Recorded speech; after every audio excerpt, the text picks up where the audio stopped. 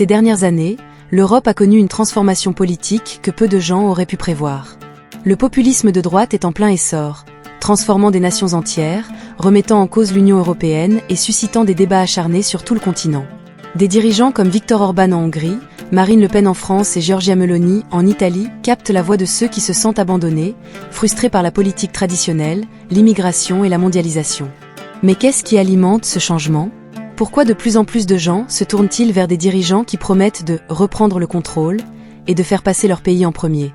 Dans ce documentaire, nous plongeons dans les origines, les stratégies et l'impact de la vague populiste de droite en Europe.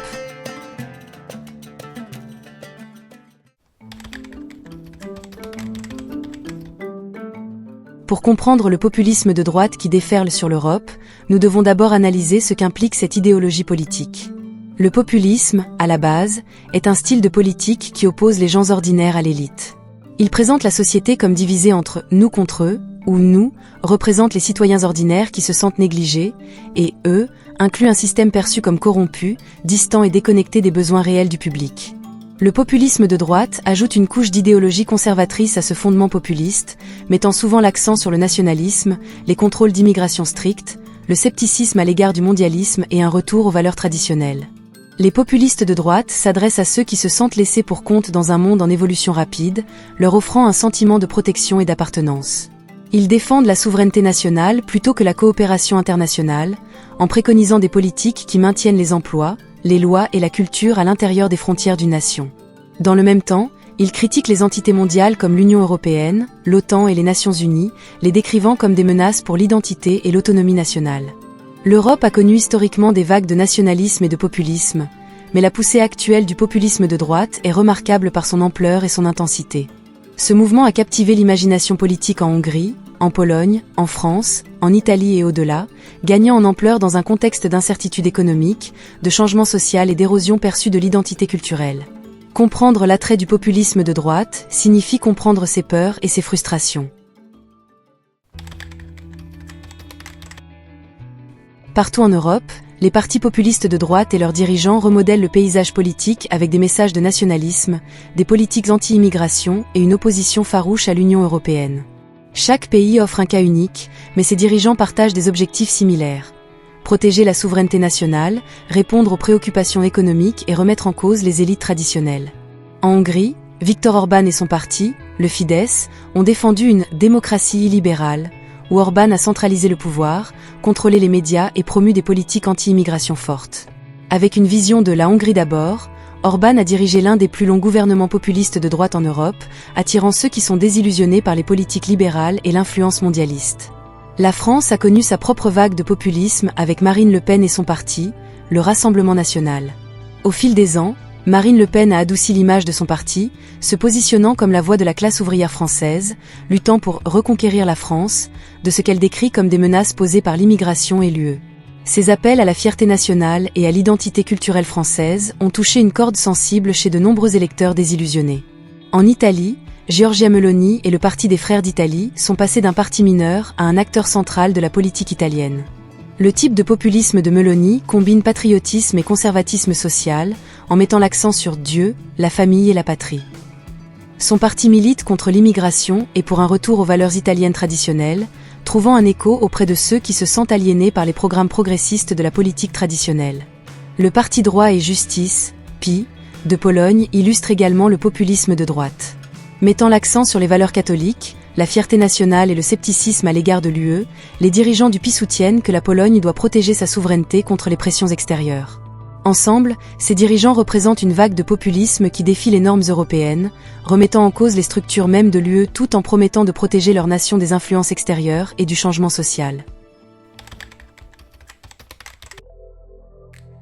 La montée du populisme de droite en Europe ne se produit pas dans le vide. Elle est alimentée par des préoccupations économiques et sociales profondément ancrées qui ont perturbé des millions de personnes. Au cœur de ces préoccupations se trouve une frustration croissante face à la stagnation économique. Depuis plus d'une décennie, l'Europe fait face à une reprise lente après la crise financière de 2008, prolongée par des mesures d'austérité qui ont réduit les dépenses publiques, les salaires et les programmes sociaux.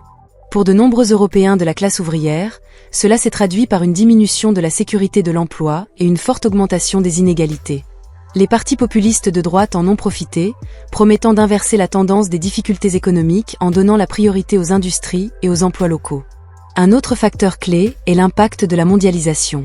Si l'ouverture des marchés a apporté la prospérité à certains, elle a également entraîné l'externalisation des emplois, en particulier dans le secteur manufacturier, laissant les ouvriers en difficulté. Beaucoup voient la mondialisation comme une force menée par les élites qui profitent aux centres urbains, mais laissent les zones rurales à la traîne, creusant ainsi le fossé entre les zones rurales et les zones urbaines. Les populistes de droite utilisent souvent cette division à leur avantage, en promettant de protéger les communautés rurales et traditionnelles contre les menaces perçues du commerce mondial et de l'élitisme urbain. Les questions sociales, en particulier l'immigration, ont ajouté de l'huile sur le feu populiste. La crise des réfugiés de 2015 a amené des millions d'immigrants en Europe, suscitant de nombreuses inquiétudes quant à l'identité nationale, la cohésion culturelle et la sécurité. Pour certains, cet afflux ne représentait pas seulement un problème humanitaire, mais une menace pour l'emploi, les ressources et les valeurs sociales. Les populistes de droite mettent l'accent sur des politiques d'immigration strictes, s'adressant souvent à ceux qui craignent l'érosion culturelle ou la concurrence pour les ressources. La réaction culturelle contre les valeurs libérales joue également un rôle important. Les populistes de droite se positionnent comme les défenseurs des valeurs européennes traditionnelles, se ralliant aux positions progressistes sur le multiculturalisme, les droits LGBTQ+, et le féminisme. En présentant ces valeurs comme étrangères à l'identité européenne, les populistes séduisent ceux qui ont le sentiment que leur mode de vie est assiégé.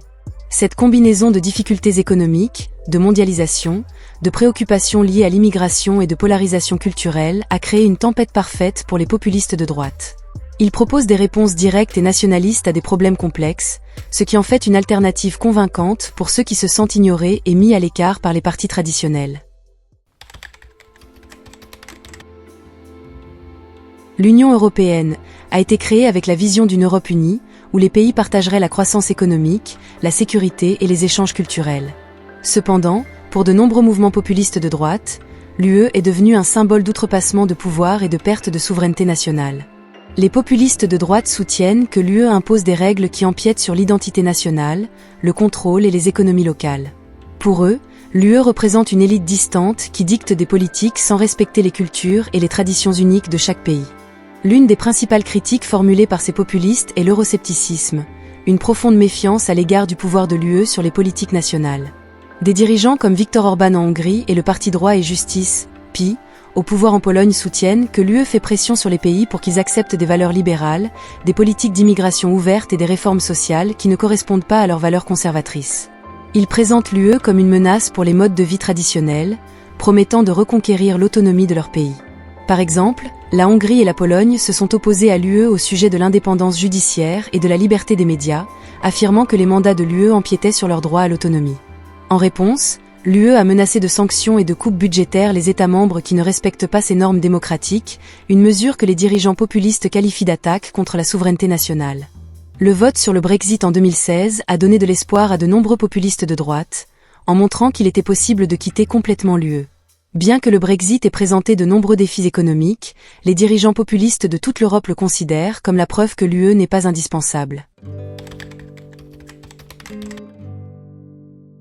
La montée du populisme de droite en Europe est étroitement liée à l'ère numérique, où les médias, les réseaux sociaux et la désinformation jouent un rôle central dans la formation de l'opinion publique.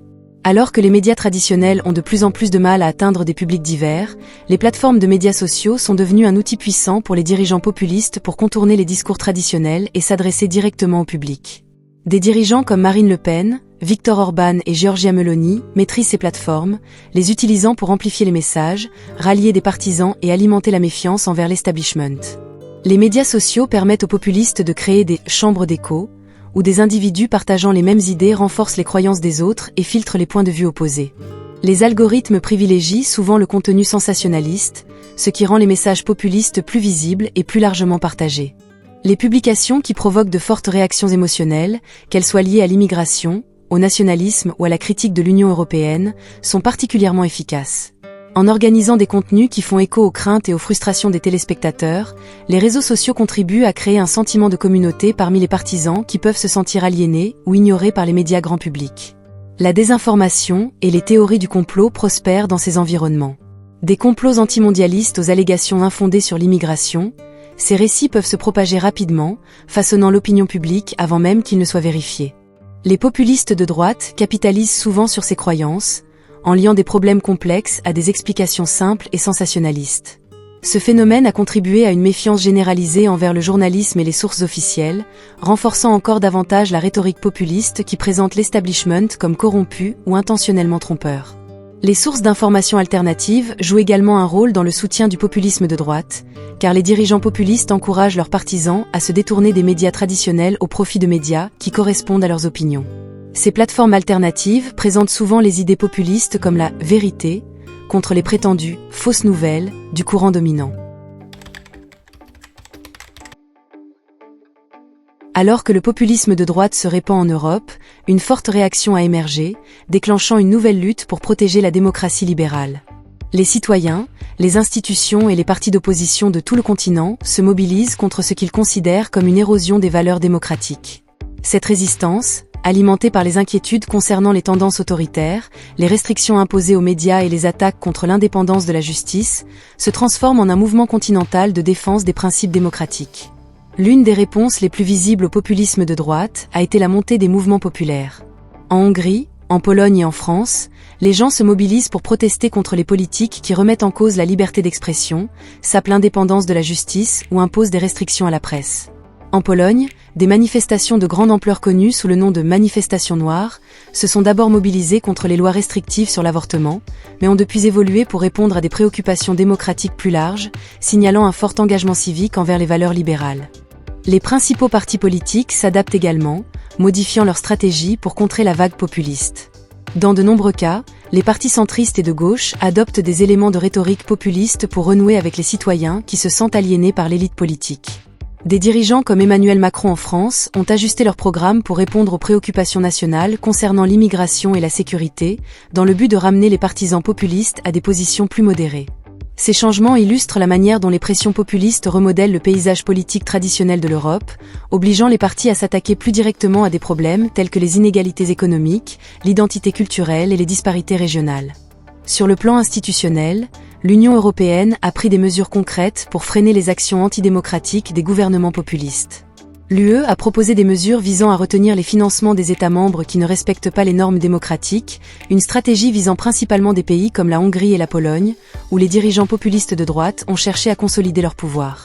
Ces sanctions financières sont controversées, mais elles soulignent l'engagement de l'UE à préserver la démocratie à l'intérieur de ses frontières, malgré la résistance féroce des dirigeants populistes qui accusent Bruxelles d'ingérence. Cette réaction multiforme, mouvement civique, changement stratégique au sein des partis politiques et résistance institutionnelle, démontre que la démocratie libérale en Europe est loin d'être vaincue.